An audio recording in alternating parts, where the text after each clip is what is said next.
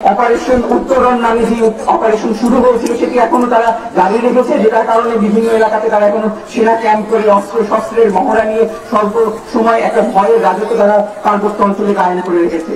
আমরা আজ স্মরণ করছি কল্পনা চাকমাকে।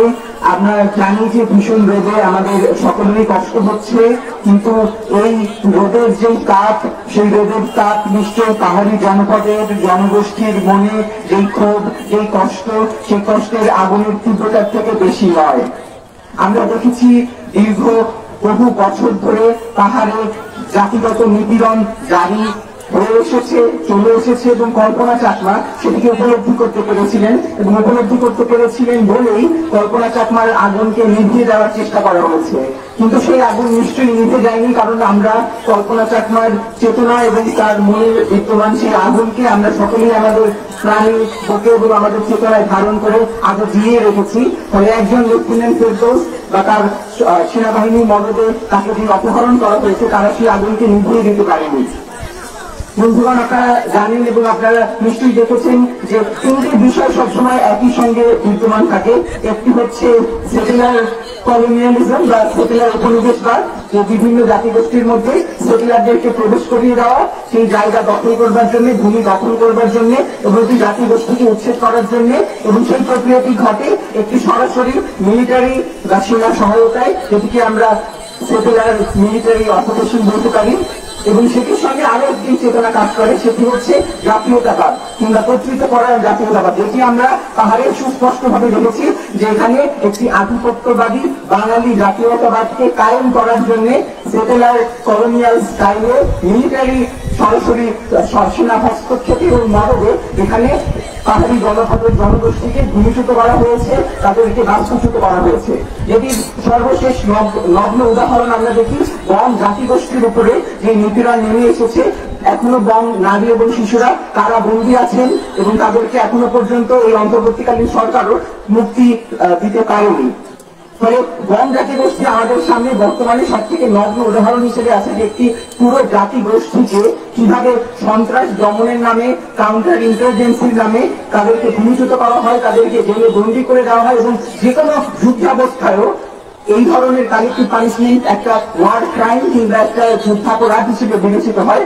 অথচ কি নিঃশব্দে এবং প্রতিবাদহীনভাবে এই সেনাবাহিনী এবং সরকার তারা মিলে একটি জাতিগোষ্ঠীর উপরে একটা কালেক্টিভ পানিশমেন্ট চাপিয়ে দিলেন, যেটি একটা যুদ্ধাবস্থায় যুদ্ধাপরাধ হিসেবে বিবেচিত হতো। ফলে এই উদাহরণকে আমাদের সামনে পাহাড়ের জনগোষ্ঠীর যে বর্তমানে তাদের উপরে যে শোষণ এবং নিপীড়ন জারি রয়েছে, সেটি একটা উদাহরণ হিসেবে আমাদের সামনে হাজির আছে। আপনাদের নিশ্চয়ই মনে থাকবে যে যখন কল্পনা চাকমার অপহরণের ঘটনাটি ঘটেছিল, তখন কোন দলীয় সরকার বাংলাদেশে ক্ষমতায় কাঠামোতে বিদ্যমান ছিলেন। একটি তত্ত্বাবধায়ক সরকারের আমলে নির্বাচনের আগে কল্পনা চাকমাকে অপহরণ করা হয়েছিল।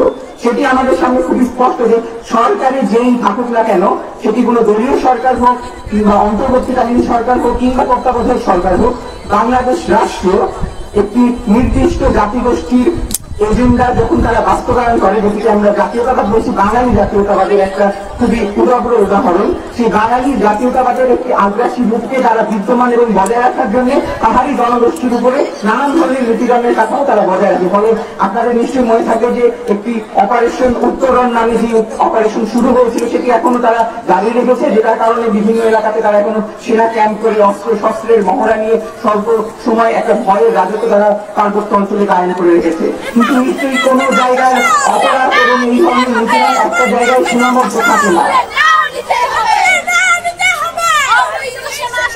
এবং সেই নিপীড়ন যে এক জায়গায় সীমাবদ্ধ থাকে না, তার সব থেকে বড় উদাহরণ হচ্ছে আমাদের সামনে জুলাই গণ অভ্যুত্থান।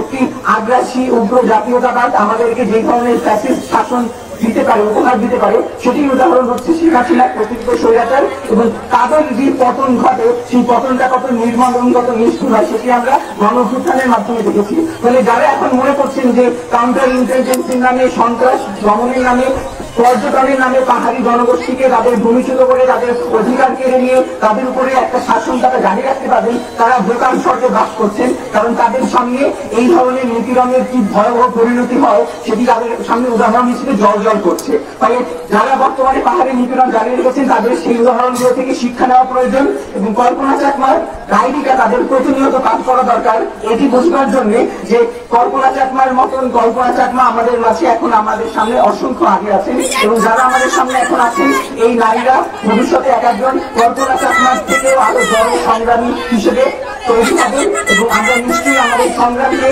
একটা দীর্ঘ সংগ্রামের সূতিকাগার হিসেবে বিবেচনা করব, এবং নিজেদেরকে সেই সংগ্রামের জন্য সার্বক্ষণিক প্রস্তুতি আমাদের জারি রাখতে হবে, নিজেদেরকে প্রস্তুত করবার জন্য। এই আহ্বান জানিয়ে এবং আজকের এই নারী সংহতিতে সংহতি জানিয়ে আমি আমার বক্তব্য এখানে শেষ করছি। পাহাড় থেকে সেনা শাসন অবিলম্বে তুলে দিতে হবে, এবং পাহাড়ে পূর্ণ স্বায়ত্ত শাসন ছাড়া কোন প্রকারের আলোচনা আলাপ আসলে সম্ভব হবে না, যদি আমরা জানি। ফলে আমাদের সংগ্রাম জারি থাকবে, সবাইকে সংগ্রামের শুভেচ্ছা।